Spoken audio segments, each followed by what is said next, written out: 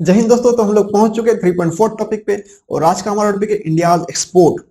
तो ये टॉपिक काफी इंपॉर्टेंट है क्योंकि इसमें बहुत सारे हम लोग को कॉमन पॉइंट्स मिलने वाले हैं। ठीक है, बाकी सारे टॉपिक्स में यूज करने के लिए बाकी अगर सेक्टर वाइज को भी क्वेश्चन पूछता है तो इसमें बहुत सारे कॉमन पॉइंट्स मिलने वाले हैं, तो उसको हम यूज करेंगे। ठीक है। ये न्यूज में इसलिए था क्योंकि हम लोग पहली बार 100 बिलियन एक क्वार्टर में क्रॉस की। 100 बिलियन एक्सपोर्ट, क्वार्टर का मतलब होता है 3 महीना। ओके। तो ये क्यों हुआ? क्योंकि बहुत सारे इंडिया इंडिया ने एक स्कीम्स लेकर के आए थे, गवर्नमेंट के इनिशिएटिव्स थे। ईज ऑफ डूइंग बिजनेस अच्छा हुआ है। ठीक है, ईज ऑफ डूइंग बिजनेस के ऊपर एक टॉपिक है क्योंकि अभी उसको वर्ल्ड बैंक ने इसको रिजेक्ट कर दिया है क्योंकि चाइना उसके ऊपर मतलब कुछ फ्रॉडलेंट करके उसको मैनिपुलेट करने की कोशिश किया था। ओके। तो देखेंगे उसके दूसरा टॉपिक में। तो अभी हम लोग बहुत सारा बिजनेस को इजी करने के लिए एमसीए का पोर्टल आ गया है, जीएसटी का पोर्टल आ गया है, सब कुछ इजी हो गया, सब कुछ ऑनलाइन हो गया है। ठीक है। तो इसलिए ये अच्छा अच्छा खासा एक्सपोर्ट हम लोग का क्लाइम किया। ओके। तो और भी एक यहाँ पर दिया हुआ है कि सेक्टर स्पेसिफिक इंटरवेंशन। अलग अलग सेक्टर को गवर्नमेंट ने अलग अलग तरीके से ध्यान पूर्वक उसको स्टडी किया और उसको अकॉर्डिंगली उसको डिसीजन लिया। ठीक है, काफी अच्छे काम किया। ओके। तो हमारा जो एक्सपोर्ट टारगेट है 1 ट्रिलियन का 2027 तक। ठीक है। तो उसको मीट करने में हमें हेल्प जैसे मान लिया कि 100 बिलियन, तो अगर एवरेज मान लिया जाए तो 400 बिलियन हम लोग पास है। लेकिन 400 बिलियन है और हम लोग को अभी 600 बिलियन और चाहिए, मतलब 1 ट्रिलियन हम लोग पूरा करना है और हमारे पास 6 साल है। तो या it's possible, can be done. Okay. मतलब ये जो है ना, ये हम लोग अपना इंट्रो में लिख सकते हैं, मजा आ जाएगा। ओके। देखिए यहाँ पर एक और डेटा है जो इंट्रो में हम लोग यूज कर सकते हैं, बहुत ही प्यारा डेटा है। India rank 18th on the list of top exporting countries world wide in 2019। तो ये डेटा आप यूज कर सकते हो इंट्रो में। ओके। और यहाँ पर देखिए 0.6% हम लोग 1991 में कंट्रीब्यूट करते थे एक्सपोर्ट में। उसके बाद 2018 में हम लोग 1.7% कंट्रीब्यूट करते थे। और हम लोग देखा जाए तो चाइना 13% करता है और यूएसए 9% करता है। तो हम लोग काफी अभी भी काफी पीछे हैं। तो हम लोग को इसमें थोड़ा इन्हांस करने की जरूरत है, आगे बढ़ने की जरूरत है और बढ़ रहा है। लेकिन आप कंफ्यूज हो जाओगे कि ये डेटा याद करें, ये डेटा याद करें, क्या ऊपर वाला डेटा याद करें, ये 1 ट्रिलियन वाला। तो मैं बोलूंगा 1 ट्रिलियन वाला डेटा याद कीजिए क्योंकि ये जो डेटा है ना, बहुत इजी टू रिमेम्बर है और हर जगह यूज कर सकते हैं। ओके। और ये 0.6 वाला मैंने इसलिए हाईलाइट किया हुआ है क्योंकि इसको कंपेयर करने में बहुत इजी होगा। इस तरीके से हम लोग जानते हैं कि मुगल के टाइम में हम लोग का 27% था शायद। उसके बाद ब्रिटिश के टाइम में हम लोग बहुत घट गया। उसके बाद 1991 में और घट गया। ब्रिटिश के पास टाइम शायद 3% था, 3% था शायद। और 1991 में 0.6 हो गया। मतलब इस तरह से कंपेयर करने में हम लोग को हेल्प हो जाएगा। ठीक है। ये डेटा को मैंने इसलिए हाईलाइट किया हुआ है।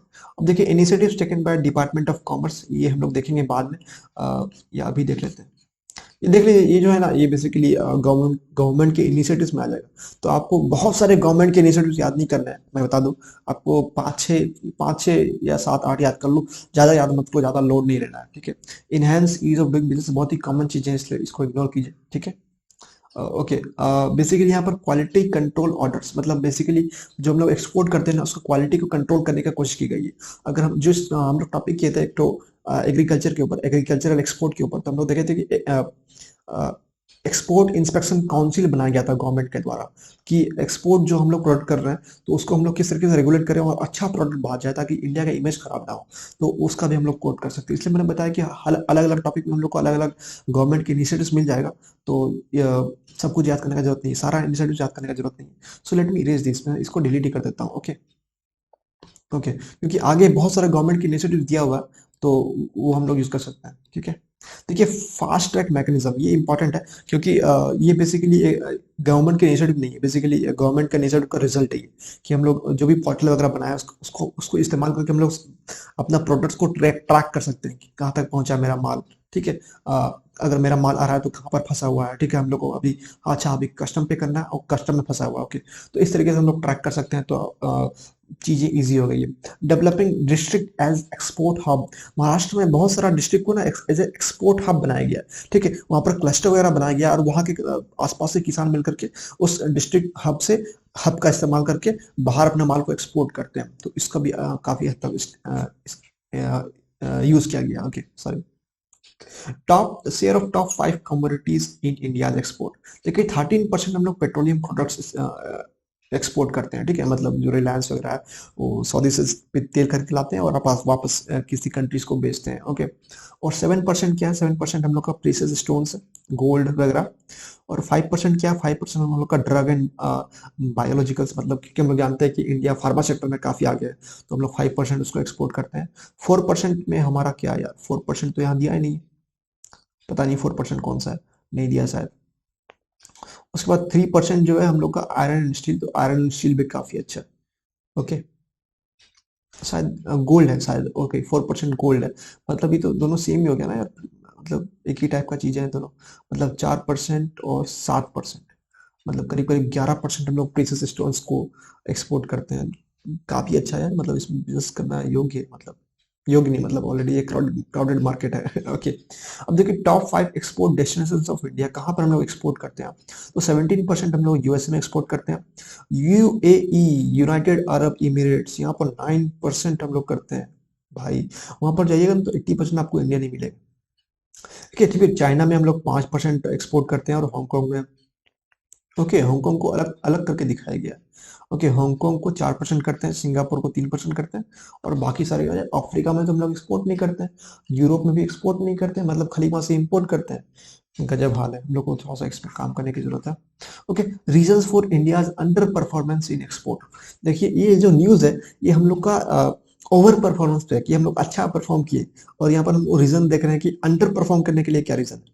ठीक है, ओवर परफॉर्म किए लेकिन सिर्फ और सिर्फ इसी क्वार्टर में किया है, बाकी हमेशा तो फेल होते आ रहे हैं। तो हम लोग देखेंगे हमारा फेल होने का क्या रीजन है, ठीक है। देखिए यहाँ पे लिखा हुआ है top 10 principal exports contribute to 78% of the total merchandise export. इसका ये मतलब कि टॉप 10 जो चीज है ना, वो 78% चीजों को कवर करके रखी हुई है। मतलब डाइवर्सिफिकेशन बहुत कम, बहुत कम है यहाँ पर, मतलब बहुत सारी चीजें नहीं यहाँ पर, कुछ एक चीज है जो बहुत सारा मार्केट शेयर कैप्चर करके रखा हुआ है, ठीक है। तो हम लोग को न्यू प्रोडक्ट्स को इसमें लाने की जरूरत है, और बहुत सारे प्रोडक्ट्स को इंक्लूड करने की जरूरत है, ताकि हम लोग बहुत सारे प्रोडक्ट्स को यहाँ पर एक्सपोर्ट करें, ठीक है। हमारे पास डाइवर्सिफिकेशन होना चाहिए, बहुत सारे प्रोडक्ट होना चाहिए, ठीक है। इस तरीके से हमने ऊपर देखा कि हम लोग गोल्ड और प्रेसियस स्टोन में 12% डील करते हैं, पेट्रोलियम में कितना परसेंट डील करते हैं, ठीक है। मतलब कुछ एक लिमिटेड प्रोडक्ट्स है, वही वही कहना चाह रहा है यहाँ पर, ठीक है। लो कम्पिटिटिवनेस, हम लोग का जो है लो कम्पिटिटिवनेस है, क्योंकि हम लोग का ग्लोबल मार्केट में अगर माल जाता है तो हम लोग का दाम बहुत ज्यादा होता है। क्योंकि क्यों क्यों होता है, क्योंकि हम लोग का जो लॉजिस्टिक कॉस्ट है, यहाँ से सामान ले आने के लिए पोर्ट में ले जाओ, फिर पोर्ट से हम लोग उधर अनलोड अनलोड करो, बहुत बहुत बहुत पेपर वर्क करो, सीएचओ को पैसा दो, सबको पैसा दो, तो बहुत दिक्कत होता है। और यहाँ पर देखिए लैंड के बारे में बताया कि complex land labour laws laws काफी कॉम्प्लेक्स है हम लोग का, इंफ्रास्ट्रक्चर उतना अच्छा नहीं है, ठीक है। तो ये सारे प्रोडक्ट में ये सारे चीजों मिला करके हम लोग का कॉस्ट बढ़ जाता है, कॉस्ट बढ़ जाता है तो हम लोग compete नहीं कर पाते हैं ग्लोबल प्लेयर से, ठीक है। रीजनल डिस्पैरिटी, जैसे जिस तरीके से मान लीजिए कि महाराष्ट्र हो गया, गुजरात हो गया, ठीक है, कर्नाटका हो गया, तमिलनाडु हो गया, ये लोग काफी अच्छा परफॉर्म करते हैं, लेकिन जो अंदर वाले स्टेट्स हैं ना, जैसे तरीके से बिहार है, झारखंड है, मतलब मध्य प्रदेश है, ये उतना अच्छा परफॉर्म नहीं कर पाते हैं, ठीक है। Okay, poor trade support, government उतना अच्छा सपोर्ट नहीं करती है इन सारे स्टेट्स में, ओके। महाराष्ट्र वगैरह में अच्छा सपोर्ट करती है, तो लोग अच्छे से काम करते हैं। और R and D, of course R and D अच्छा नहीं है, तो ओके। देखिए उसके बाद inability to exploit comparative advantage, क्योंकि वो देखिए कि जो हम लोग का ना, हम लोग के पास क्या है? हम लोग के पास लेबर बहुत सस्ता है, लेबर बहुत सस्ता है, लेकिन तो हम लोग क्या कर सकते हैं, किसी भी लेबर इंटेंसिव सेक्टर में हम लोग अच्छा कर सकते हैं, जिस तरीके से कपड़ा हो गया, इस तरीके से चप्पल जूता हो गया, ठीक है, उसमें लेबर इंटेंसिव है, आपको वहां पर सीना पड़ता है अगर, ठीक है। जैसे कपड़ा हो गया, कपड़ा आप एक्सटेंसिव बनाते हैं, किसी किसी को देखिएगा अलग उनके किसी के लिए अलग कपड़ा बनाया हुआ है, ठीक है। फैशन डिजाइनिंग में अलग अलग कपड़ा बनाते हैं, किसी पर्टिकुलर के लिए, हाँ आपको ऐसा डिजाइन चाहिए, हम ऐसा बना देंगे। तो लेबर इंटेंसिव सेक्टर है, तो इस सेक्टर में हम लोग आगे बढ़ सकते थे, लेकिन इन सेक्टर में भी आगे नहीं बढ़ पाए। बांग्लादेश जो है बहुत लीड कर रहा है इस सेक्टर को भी, टेक्सटाइल वाला सेक्टर है, कपड़ा वाला सेक्टर है, इसको बहुत लीड कर रहा है बांग्लादेश, ठीक है। तो हम लोग इसको भी अच्छे से एक्सप्लोइट नहीं कर पाए। बेसिकली एक कॉमन पॉइंट है, इसमें कुछ डेटा नहीं दिया हुआ, बांग्लादेश मतलब हम लोग जानते हैं, कॉमन सेंस की बात है, ओके। तो ये कॉमन पॉइंट है, ये कॉमन पॉइंट है, ये कॉमन पॉइंट है, ये कॉमन पॉइंट है, ये भी कॉमन पॉइंट है, बस ये एक पॉइंट जो था, ये हल्का सा डेटा डेरिवेशन पॉइंट था। तो अगर हमको पूछता कि भाई इंडिया का अंडर परफॉर्मेंस इन एक्सपोर्ट्स का रीजन बताइए, तो मैं बहुत सारा कॉमन पॉइंट्स बता सकता था, बस ये डेटा नहीं बताता, ठीक है। तो मतलब आंसर तो ठीक रहता है, जैसे कि मैंने बताया कि अगर आप 8 पॉइंट लिख रहे हो, उसमें से अगर आप 4 पॉइंट में भी डेटा डाल दियो, तो ठीक है, आपका आंसर सही है, okay. Why India needs an export led growth. India को एक्सपोर्ट लेड ग्रोथ क्यों चाहिए? बहुत ही ऑब्वियस सा क्वेश्चन है भाई। हम लोग को पैसे चाहिए, पैसे चाहिए ना, अमीर बनना है हम लोग को, सुपर पावर बनना है हम लोग को, डिफेंस में पैसा इन्वेस्ट करना है हम लोग को, एग्रीकल्चर एग्रीकल्चर में किसान लोग को ऊपर लेके आना है हम लोग को, टेक्नोलॉजी को इंटीग्रेट करना है हम लोग को, आत्मनिर्भर भारत बनाना है हम लोग को, स्पेस में जाना है हम लोग को, बहुत काम करना है। तो उसके लिए पैसा चाहिए, पैसा चाहिए तो हम लोग को एक्सपोर्ट करना पड़ेगा, ठीक है। और देखिए current account deficit, current account deficit का मतलब होता है कि अगर आप मान लीजिए कि अगर आप $100 बिलियन का एक्सपोर्ट किए और $200 बिलियन का नहीं, $150 बिलियन का आप इंपोर्ट किए, तो आपको $50 बिलियन जो है आपका करंट अकाउंट डेफिसिट है, ठीक है। तो हम लोग करंट अकाउंट डेफिसिट काफी ज्यादा है, तो हम लोग उसको घटाने की जरूरत है, इसलिए एक्सपोर्ट को बढ़ाने की जरूरत है। Becoming part of global value chain, बहुत ही कॉमन चीज है यार, क्या कर रहे हो यार तुम लोग, कुछ भी कॉमन पॉइंट लिख रहे हो। मिटिगेट रीजनल डिस्पैरिटीज, हम लोग देखे थे कि मध्य प्रदेश, बिहार, झारखंड, ये लोग अच्छे से ये यूपी, ये लोग अच्छे से पार्टिसिपेट नहीं कर पा रहे एक्सपोर्ट में। महाराष्ट्र, गुजरात और कर्नाटका और तमिलनाडु के कंपेरिजन में, ठीक है। तो हम लोग को ये रीजनल डिस्पैरिटीज को कम करने की जरूरत है, ओके। यहाँ पर हम लोग देख लिए मेक इन इंडिया हम लोग हर जगह यूज कर सकते हैं, जिस तरीके से आत्मनिर्भर भारत हम लोग हर जगह यूज कर सकते हैं, उसी तरीके से मेक इन इंडिया भी हम लोग हर जगह यूज कर सकते हैं, इसको हम लोग भूलना नहीं चाहिए। अब देखिए यहाँ पर गवर्नमेंट इनिशिएटिव्स, हम लोग ऊपर देखे थे कुछ गवर्नमेंट इनिशिएटिव्स था, लेकिन उतना मजेदार नहीं था, वहाँ पर डायरेक्टली स्कीम्स का नाम नहीं लिखा हुआ था, ठीक है। जिस तरीके से मान लीजिए वहाँ लिखा हुआ था कि फास्ट ट्रैक मैकेनिज्म, लेकिन कौन सा स्कीम है जो उसको फास्ट कर रहा है वो पता नहीं था, लेकिन यहाँ पर स्कीम्स का नाम लिखा हुआ है, तो यहाँ से आप 4-5 नाम टिप करके देख लीजिए, that's it, more than enough, okay. तो यहाँ देखिए बहुत सारा, बहुत लंबा नाम, RODTEP, रोड टेप, ठीक है। रेमिशन of duties and taxes on export products, ठीक है। बेसिकली अगर आप यहाँ पर एक नियम है, जैसे कि मान लीजिए कि आप कोई चीज इंपोर्ट करते हैं, ठीक है, और उसी चीज को हल्का सा आप रिफॉर्म करके बना के आप उसी चीज को अगर एक्सपोर्ट करने वाले हैं, तो आपको उसमें टैरिफ नहीं लगेगा, ठीक है। आपको उसमें बहुत सारा छूट मिलने वाला है, ठीक है। बहुत सारा टैक्स आपको नहीं लगेगा, सरकार नहीं लगेगा। तो इस तरीके से सरकार आपको स्कीम देती है कि अगर आप एक्सपोर्ट करने वाले हैं उस चीज को, जैसे मान लीजिए कि आप कोई रॉ मटेरियल खरीदते हैं, उसको आप कुछ बनाते हैं, उसके बाद आप उसको एक्सपोर्ट करते हैं, तो भी आपको बहुत सारा छूट मिलने वाला है उसमें। तो ये स्कीम उसी के ऊपर है, ओके। और यहाँ पर कुछ दिया हुआ कि फ्यूल यूज्ड फॉर ट्रांसपोर्टेशन, अगर आप कुछ एक्सपोर्ट करने वाले हैं और जो आपको फ्यूल लगा है, मतलब मान लीजिए कि अगर आप मध्य प्रदेश में है और आपको फ्यूल लगा है मध्य प्रदेश से महाराष्ट्र के पोर्ट में भेजने के लिए, तो फ्यूल का भी कंपनसेशन सरकार आपको देगा, ठीक है। और इलेक्ट्रिसिटी, जिस तरीके से इलेक्ट्रिसिटी लगा आपको मैन्युफैक्चरिंग में, तो उसका भी कंपनसेशन सरकार आपको देगा, तो सभी। तो यहाँ पर कुछ डेटा दिया हुआ है, डेटा उतना याद नहीं रहेगा, दैट्स इट। ये स्कीम का नाम याद रख लीजिए, that is more than enough, okay. Okay, मान लीजिए कि आप 10 लाख रुपए का एक्सपोर्ट किए, ठीक है। तो आपको कुछ परसेंट उसमें ड्यूटी क्रेडिट स्किप मिलेगा, कुछ परसेंट जो भी सरकार तय करेगी, उतना परसेंट आपको ड्यूटी क्रेडिट स्किप मिलेगा। और उसके हिसाब से अगर आप कोई चीज को इंपोर्ट करते हैं, कोई दूसरा चीज को इंपोर्ट करते हैं, तो उसमें आपको उतना परसेंट का पैसा का छूट मिलेगा, ठीक है। तो इसको बोलते हैं ड्यूटी क्रेडिट स्किप। बहुत ही सिंपल शब्दों में सिखाया है, इसको ज्यादा कॉम्प्लेक्स करने का जरूरत नहीं है। अगर आपको समझ में नहीं आया तो just just ignore it, okay. Economics में यही होता है कि अगर आपको समझ में नहीं आ रहा, आप रट लीजिए, दैट्स इट। आपको प्रीलिम्स के पॉइंट ऑफ व्यू से इंपॉर्टेंट है, इसलिए रट के काम हो सकता है, ओके। अब देखिए यहाँ पर ड्यूटी एग्जम्पशन रिमिशन स्कीम, ऊपर हम लोग देखे थे किस तरीके से यहाँ पर एक ड्यूटी के लिए ऑलरेडी हम लोग स्कीम देख चुके हैं, तो दोबारा दूसरा स्कीम देखने की जरूरत नहीं है। मैंने बता दिया कि अगर आप कोई रॉ मटेरियल को इंपोर्ट करते हैं, किसी चीज को बनाने के लिए उसको एक्सपोर्ट कीजिएगा आप, तो आपको उसमें पैसा नहीं लगेगा, ठीक है। 0% इम्पोर्ट ड्यूटी लगेगा, ठीक है। डिलीट कर देते हैं क्योंकि ऑलरेडी, देखिए ये वाला याद कर लीजिए या फिर ये वाला याद कर लीजिए, मुझे लगता है कि ये ज्यादा अच्छा है, लंबा सा नाम है, लेकिन इसमें सब कुछ दिया हुआ है, ड्यूटी टैक्सेस लिखा हुआ है, एक्सपोर्ट प्रोडक्ट लिखा हुआ है, इसमें सब कुछ नहीं दिया हुआ है, ठीक है। छोटा है, लेकिन अच्छा नहीं है, ठीक है, okay. Export promotion and capital good scheme, तो ये भी कर सकते हैं कि एक्सपोर्ट प्रमोशन करने के लिए सरकार ने ये बनाया है कि किस तरीके से जो एक्सपोर्टर्स है उनको मदद किया जाए, ओके। देखिए export credit guarantee corporation, basically ये इंश्योरेंस के लिए, अगर आप कोई सामान भेजते हैं जो टूट सकता है, तो आप उसका इंश्योरेंस कीजिएगा, उसके बाद भेजिएगा, ठीक है। कि टूटेगा तो सरकार उसको पैसा देगा, ठीक है। तो उसका उसको ये रेगुलेट करता है, ये 1957 में बना था, okay. Product linked incentive scheme, हम लोग जानते हैं कि PLI स्कीम बहुत ज्यादा फेमस है। अगर आप किसी, मतलब सरकार अगर चाहता है कि आप ये प्रोडक्ट को बनाइए, ठीक है, आपको प्रॉफिट हो या ना हो, आप प्रोडक्ट को बनाइए, तो प्रोडक्ट लिंक्ड इंसेंटिव स्कीम होता है कि अगर आप मान लीजिए कि ये पेन को बना रहे हैं आप, ठीक है, तो अगर आप ये पेन को बनाइएगा तो 10 रुपए सरकार आपको देगा। सरकार आपको बोल दे कि आप बनाइए इसको, आपको 10 रुपए देंगे। आप इसको बेचिए नहीं बेचिए, तोड़ दीजिए, खत्म कर दीजिए, डज नॉट मैटर, आप इसको बनाइएगा, आपको 10 रुपए देंगे, ठीक है। इसको बोलते हैं product linked incentive scheme, okay. Export preparedness index, ये जो है नीति आयोग बनाती है और हर एक स्टेट का बनाती है ताकि एक स्टेट दूसरे स्टेट से compete करे आगे बढ़ने के लिए, एक्सपोर्ट करने के लिए, ठीक है। इसी के अकॉर्डिंग हमने हमने बताया कि गुजरात और महाराष्ट्र और तमिलनाडु वगैरह जो स्टेट्स है काफी प्रोस्पेरस है एक्सपोर्ट के पर्सपेक्टिव से। Okay, national draft national logistic policy, इसका डेटा मैं याद नहीं करूंगा क्योंकि ऑलरेडी लॉजिस्टिक का जो हमने एक टॉपिक करके रखा हुआ, मैं आपको दिखा देता हूँ। कहाँ गया यार, ये रहा। ओके, यहाँ पर जाइएगा, लॉजिस्टिक लिखिएगा। ओके, देखिए लॉजिस्टिक वाला आ गया, ठीक है। तो आप ये वीडियो देख लीजिएगा, तो आपको लॉजिस्टिक का जितना भी डेटा है सब इसमें मिल जाएगा, तो एक्स्ट्रा डेटा याद करने का कोई पॉइंट नहीं बनता है, ठीक है। डेटा हम लोग पास बहुत ज्यादा ऑलरेडी हो जाता है, ठीक है। Okay, next national export insurance account, basically ऊपर हमने एक ऑलरेडी देख रखा था ये वाला एक्सपोर्ट क्रेडिट गारंटी कॉर्पोरेशन, तो आप ये वाला या फिर ये वाला दोनों में से कोई एक याद कर लीजिए। इंश्योरेंस के ऊपर दो दो पॉइंट याद करने का कोई मतलब नहीं बनता है, ठीक है। वो वाला पुराना है तो आप वो वाला हो सकता है भूल जाइए, या फिर ये वाला याद कर लीजिए 2006 का है, नया वाला है, ठीक है।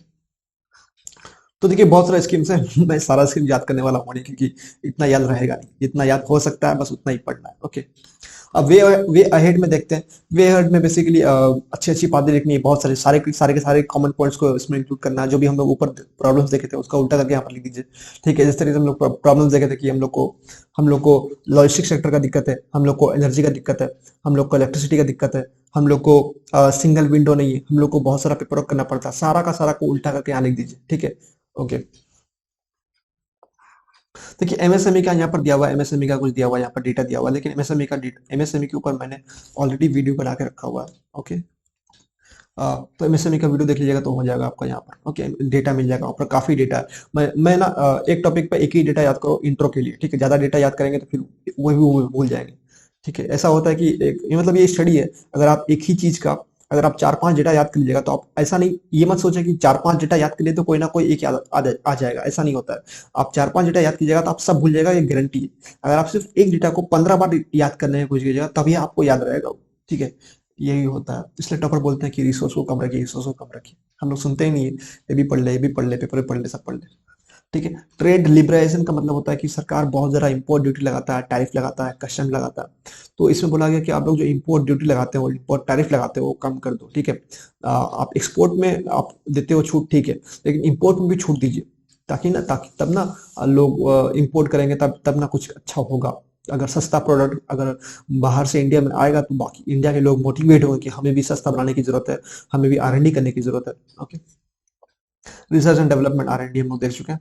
और देखिए हम लोग ऊपर देखे थे कि हम लोग का जो 10% है वो 78% मार्केट शेयर कैप्चर करके रखा हुआ है। तो हम लोग को बेसिकली अपना अपना डाइवर्सिफाई करना पड़ेगा, बहुत सारे न्यू प्रोडक्ट्स को हम लोग को ऐड ऑन करना पड़ेगा, न्यू प्रोडक्ट्स को हम लोग को इनोवेशन लाना पड़ेगा, उसको एक्सपोर्ट करना पड़ेगा। ओके, अब promote local manufacturing in potential sector, common point है कि हम लोग को लोकल मैन्युफैक्चरिंग अगर कुछ कर सकते हैं तो उसको हम लोग को प्रमोट करना चाहिए, ठीक है। अंडर टैप्ड मार्केट्स, देखिए हम लोग ऊपर देखे थे कि कौन कौन से कंट्रीज में हम लोग एक्सपोर्ट करते हैं। यूएसए था, यूएई था, चाइना था, तो जापान था। तो इसमें अफ्रीका का कोई कंट्री नहीं था, यूरोप का भी कोई कंट्री नहीं था, तो हम लोग उन सब मार्केट्स को हम लोग कैप्चर करने की जरूरत है। ओके, और एक्ट ईस्ट पॉलिसी हम लोग देख चुके हैं कि हम लोग एक्ट ईस्ट पॉलिसी बहुत ही फेमस पॉलिसी है। एक्ट ईस्ट का मतलब जो हम लोग का ईस्ट में जितने कंट्रीज है, जैसे म्यांमार है, बांग्लादेश है, ठीक है, भूटान वगैरह है, ठीक है। तो इन सारे वियतनाम है, सिंगापुर है, इंडोनेशिया है, सब के सब ईस्ट में आते हैं ना इंडिया के। तो इन सारे कंट्रीज के साथ कोलेबोरेशन करना है, यही पॉलिसी का मकसद है। और कोलेबोरेशन किस तरीके से होगा, ट्रेड करेंगे तब ना कोलेबोरेशन होगा। तो ये सारे पॉइंट्स थे इसमें। तो ये टॉपिक खत्म हो गया, इसमें बहुत सारा कॉमन पॉइंट्स था। मैं बताऊंगा नहीं, फिर से बताऊंगा तो फिर टाइम लगेगा, तो मैं नोट्स बनाऊंगा तो उसमें लिख दूंगा, ठीक है, कॉमन पॉइंट्स। और ज्यादा स्कीम्स याद करना नहीं होता है, स्कीम्स बहुत सारे स्कीम्स है, कितने कितने याद करेंगे, ठीक है। तो जो इंपॉर्टेंट होगा मैं उसी को उसमें छाट करके लिख के रखूंगा। Okay, so will meet in the next video. Ease of doing business, ये टॉपिक काफी इंपॉर्टेंट है, ठीक है, क्योंकि मैं इसमें इसको याद करके रखता था। इंडिया का रैंक 63rd था, यूके का रैंक 8 था, ठीक है, और भी कुछ कंट्रीज को मुझे याद था, लेकिन अब इसको इस्तेमाल नहीं कर पाएंगे क्योंकि वर्ल्ड बैंक इसको सस्पेंड कर दिया है, ठीक है। मेरा सारा मेहनत बर्बाद हो गया। So will meet in the next video, thank you for listening.